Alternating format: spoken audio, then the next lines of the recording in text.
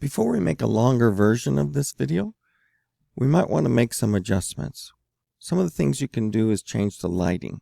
If I click on the light, there's a light bulb icon, and this is the strength of the sun. If you have a really dark house, you may need to increase that.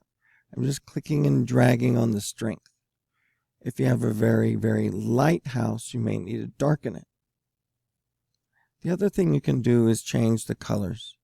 These colors are often more faded than you see in SketchUp. Select your house, and this icon, I call it a beach ball, it's the material panel. You can see right here, these are the different materials that are in the house.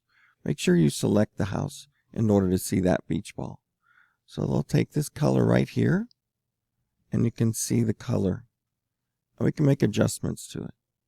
If I click on that color, you can see where it's at. I could change it completely. This works best on just painted materials. But a lot of times we need to move our little bubble to the outer ring. You may need to darken it in order to get that original color back. So find what you want in order to make your house the way you really intended it to look like. You can also see the different materials here. If you click on preview and expand that, you'll be able to see what it looks like on a sphere, just to give you an idea which one is which.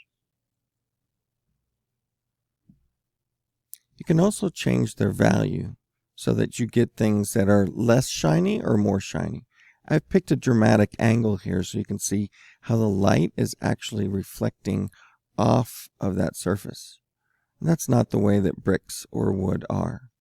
Let me go ahead and select the house and find these materials. For example, here's this one. You can change the roughness. If there's 0 roughness, it makes it perfectly reflective. And if you increase it, it makes it rougher so that the light does not reflect off it like that. Let's find the bricks. That's the roofing material. These are all colors. So sometimes you have to look around for it. Here we go. So I can increase the roughness here until it doesn't look like a plastic reflective surface.